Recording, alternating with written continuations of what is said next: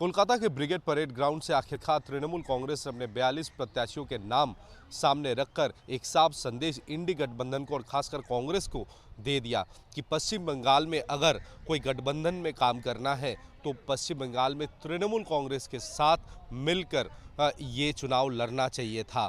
क्योंकि पहले तृणमूल कांग्रेस की तरफ से ये कहा गया था कि 2 सीट मालदा उत्तर और बहरमपुर का 2 सीट कांग्रेस को दिया जाएगा, लेकिन कांग्रेस ने और भी ज़्यादा सीटों की मांग की थी, जिसके बाद तृणमूल कांग्रेस ने साफ कर दिया था कि किसी भी सूरत में कांग्रेस को 2 से ज़्यादा सीटें नहीं देंगी। लेकिन बाद में ये फैसला हुआ कि तृणमूल कांग्रेस अकेले अपने ही बलबूते पर ये चुनाव लड़ेगी। और हम आखिरकार देख रहे हैं कि बहरमपुर, जहां से अधीर रंजन चौधरी जो कांग्रेस के अध्यक्ष भी है पश्चिम बंगाल के, साथ में वो 5 बार इसी कॉन्स्टिट्यूएंसी से जीत दर्ज कर चुके हैं और भारी बहुमत से वो जीते हैं, वहां तृणमूल कांग्रेस की ओर से यूसुफ पठान को पिच किया गया। और यूसुफ पठान एक ऐसे शख्स है जिसका फैन फॉलोइंग काफ़ी ज़्यादा है। तृणमूल उम्मीद ये कर रही है कि यूसुफ पठान एक माइनॉरिटी वोट बैंक को खींचने में सफल होंगे और उसके साथ ही वो एक जाने माने क्रिकेटर भी है जिसके साथ वोटर्स का अलग से परिचय कराने की ज़रूरत नहीं है।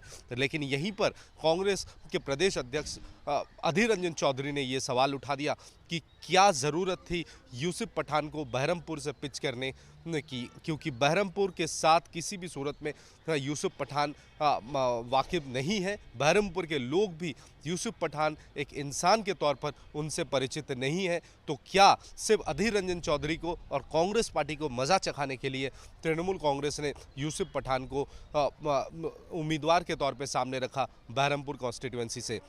और सिर्फ यही नहीं, बल्कि हमने ये देखा कि इस बार जो लिस्ट जारी किया गया तृणमूल कांग्रेस के ओर से, इस बार ज़्यादातर जो विधायक है और मंत्री है उन्हें क्या एमपी पद के लिए उम्मीदवार के तौर पर चुना गया। लेकिन कद्दावर नेता अर्जुन सिंह को इस बार टिकट नहीं मिला। मिमी चक्रवर्ती, एक चहेती कलाकार पश्चिम बंगाल से, उसे भी इस बार टिकट नहीं दिया गया।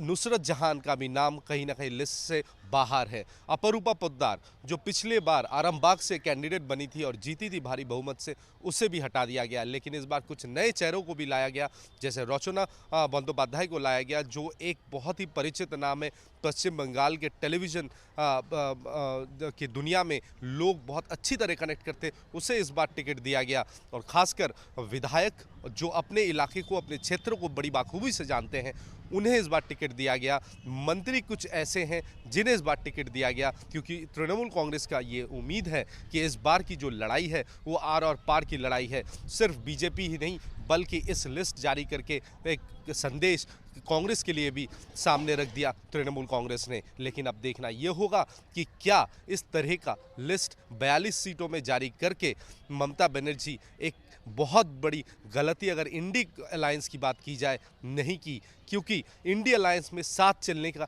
रणनीति लिया गया था शुरू में। लेकिन अब देखा जा रहा है कि तृणमूल कांग्रेस अकेले ही इस जगह पर खड़े होकर 42 कॉन्स्टिट्यूएंसी में अपने प्रत्याशी को खड़ा करके एक बहुत बड़ा संदेश कांग्रेस पार्टी को खास कर दिया है। अब देखना ये होगा कि कुल मिलाकर पूरे भारत में जिस तरह की स्थिति इस समय बनी हुई है, इंडी गठबंधन में तृणमूल कांग्रेस और ममता बनर्जी एक बहुत अहम किरदार थी, लेकिन कहीं ना कहीं यही किरदार इंडी अलायंस के खिलाफ इस समय खड़ी हो गई।